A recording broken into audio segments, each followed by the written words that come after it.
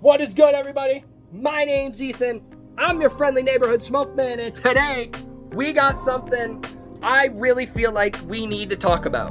Because I have stumbled upon information that should be known by smoke shop goers or buyers of this said product, because the people that are selling you this shit probably aren't gonna tell you, and the people that are making this shit for sure ain't telling you.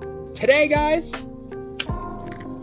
we're talking about 7 ohms, and not just this company in particular. We are talking about any company that is selling these pills and selling the 7-hydroxy. This part right here, this is what we're talking about. Now, before I get into 7-hydroxy, you need to know what kratom is. Kratom is the best way to put it, the methadone of weed. Because people try using kratom as a way to wean off of their opiate addictions without using something like a methadone or things of that nature that just don't work, that are probably not great for you anyway. So yeah, people wanted healthier, more organic alternative. The problem with this shit, 7-hydroxy, this right here, this is the most addictive chemical found inside of kratom, which is a natural occurring thing found in marijuana. 7-hydroxy, they are taking and putting it into this pill form. They are taking the most addictive part of what people are trying to get off of and essentially making what they're trying to get off of. Now, one of the better descriptions I have ever had for what this is, I heard my boy Goblin talking about it. It is like if somebody came to you with one of this and said that they got off of Percocets. It's like if somebody came up to you and said, "Hey dude, I'm off Percocets. I just take oxys now." Like, dude, what? This 7-hydroxy, 7-ohm, is to kratom what Delta 8 is to marijuana.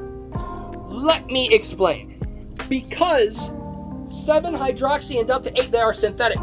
They're being made by somebody else in a machine that is probably fucking contaminated, putting God knows what into it. And when I tell you God knows what, that ingredient list, I guarantee you they're probably lying. Because I guarantee you that if this comes out to other this comes out to other lab tests the same way what I have seen, they either don't exist or they weren't expecting people to actually read this and know what they were looking at, because if they did, oh my god. Or other companies, they straight up say our lab results are coming soon, but the product's not coming soon. They'll sell it to you fucking yesterday. And there are companies out here that aren't even trying to hide it. There was one company called Roxy. Get it, Roxy. Thank you. Then there was this other company, I can't remember the name off the top of my head. They made their pills blue with a P in the middle.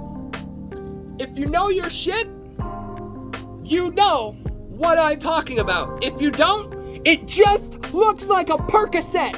And what's even worse, that same company, they had to change their tagline on the brand because their original tagline was the perks of kratom.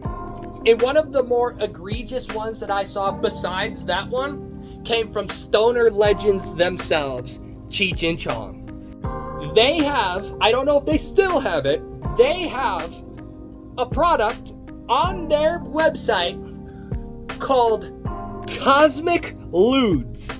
Now, if y'all don't know what ludes are, ludes is short for Quaaludes. Quaaludes are not allowed in the United States anymore. They are essentially Percocets on steroids. So before they had to go and change it because they got put on blast, the original description for the Cosmic Ludes went as, some say that these are better than their namesake from 50 years ago. Like, you guys just aren't even trying to hide it. And I don't know if I've already said it, but as somebody who's had their own pill problems in the day, this pisses me off.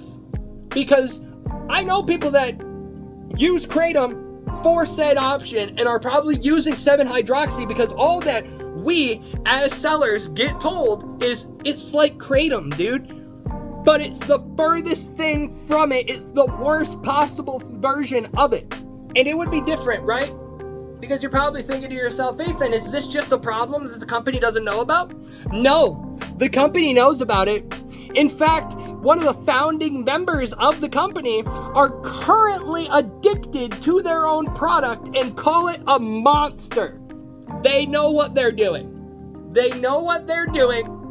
And I've even brought it up to my management, and they responded with, well, some people already know that.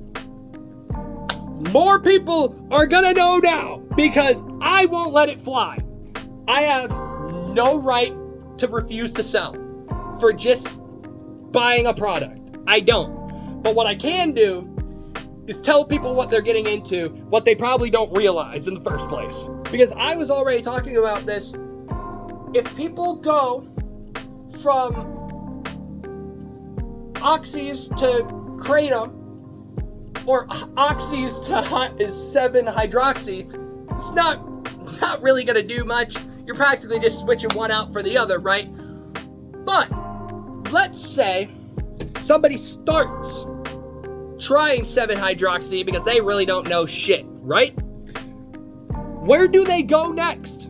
They probably only have one fucking forward way to go unless they quit, which is addictive as hell. You get my point? So yes, ladies and gents, I personally wouldn't touch that shit with a 10-foot rusty pole. I wouldn't touch that shit for the life of me. I already have a golden rule of if I can't pronounce it, it's probably not going in my system. So I'm very much in luck there. But it's just egregious. It's just egregious. You can't walk by me and tell me any different. So thanks, ladies and gents, for tuning in. Maybe you'll spread this. Maybe people will learn a little bit more. Last video I saw about it that went halfway kind of good was about 3 months ago. I've seen videos on TikTok about it, and I felt like I was in a very qualified place to be able to speak on this stuff because it really needs to get spoken on. So yeah, guys, appreciate y'all for tuning in. This has been your friendly neighborhood smoke man, signing off.